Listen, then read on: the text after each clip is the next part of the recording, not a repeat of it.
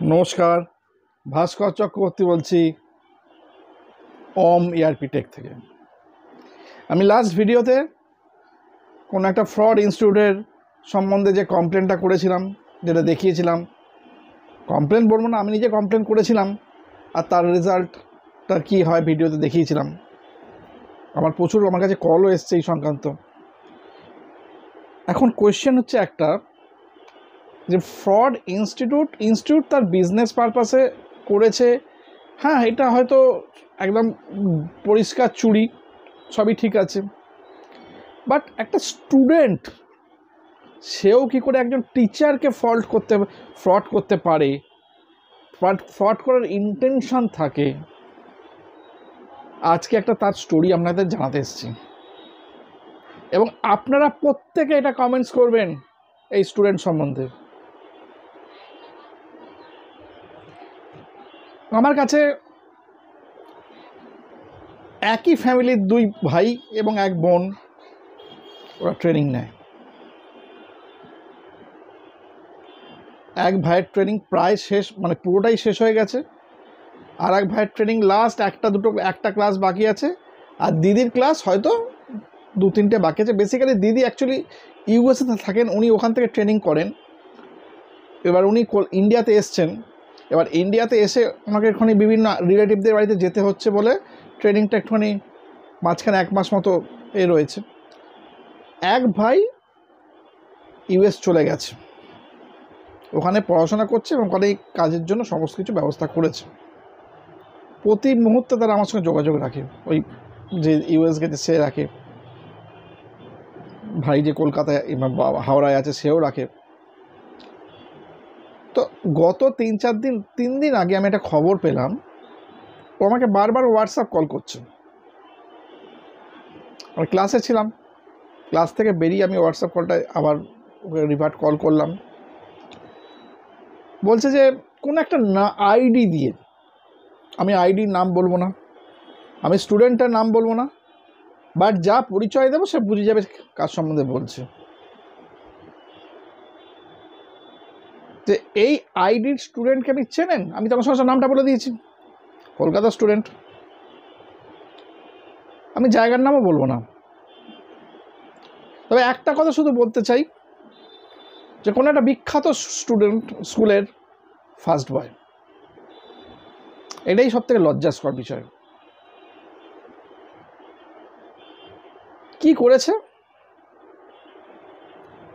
আমার এই স্টুডেন্টকে কমিউনিকেট করে বারবার করে, হোয়াটসঅ্যাপের মাধ্যমে, মেল চ্যাটের মাধ্যমে, যে ওনার কোনো ভাই নাকি আমার কাছে শেখে এসএপি MM। ও ছিল অ্যাকচুয়ালি এসএপি FI এর স্টুডেন্ট, যে স্টুডেন্টের কথা বলছি কলকাতার। তার কোর্স শেষ হয়ে গেছে, সার্টিফিকেটও পেয়ে গেছে। তো MM শেখার পর আমি নাকি তাকে কোনো রেকর্ডিং ক্লাস দিইনি, যেটা সব থেকে বড় অ্যাবসার্ড জিনিস। এত বড় অ্যাবসার্ড জিনিস পৃথিবীতে হয় না। তাকে আমি কোনো রেকর্ডিং ক্লাস দিইনি। সে রেকর্ডিংগুলো বলছে যে ওর কাছ থেকে চাইছে যে আপনি আমাকে রেকর্ডিংগুলো দেবেন। ফ্রেন্ড, এই ঘটনাটাতে আমার যে স্টুডেন্ট, তার কিন্তু একটা পরিষ্কার ইন্টেনশন ক্লিয়ার হয়ে গেছে, যে এই স্টুডেন্টের কী ইন্টেনশন। যে স্যার আজ পর্যন্ত কাউকে রেকর্ডিং দেননি, হয়নি। ওর ক্ষেত্র, ও যখন আমেরিকা চলে যায় তখন ওর ক্ষেত্র, ওর হার্ড ডিস্কের প্রবলেম হয়েছিল বলে ওর ভাইকে বাড়িতে ডেকে আমি রেকর্ডিং পুরো প্রোভাইড করে দিয়েছিলাম। তো বলে স্যার এ তো সম্পূর্ণ চিটিং। কিন্তু বোঝাই যাচ্ছে ও সম্পূর্ণ নিজের জন্য এটা চাইছে এবং নিজেই ইউজ করবে সেটা চাইছে, যাতে এ করা যায়। আপনাকে বললাম, এবার আপনি কি ব্যবস্থা নেবেন সেটা নিন। তো অ্যাকচুয়ালি ও যার মাধ্যমে এসেছিল সে আমার সব থেকে কাছের স্টুডেন্ট, মানে বাই হার্ট বলা যেতে পারে, তার সঙ্গে আমার এই রিলেশন। ফার্স্ট তাকে আমি ইনফর্ম করি যে ভাই এই ব্যাপার, আমি কাউকে কোনো কমপ্লেন করব না, কাউকে কিছু ফোন করব না, সিম্পল একটা ভিডিওর মাধ্যমে আমি গোটা স্টুডেন্ট মহলটা জানিয়ে দিতে চাই, বলে একদম অ্যাবসলিউট, কোনো নাম বলার দরকার নেই, কাউকে আঘাত করার দরকার নেই, যে জায়গা সে ঠিক বুঝে যাবে।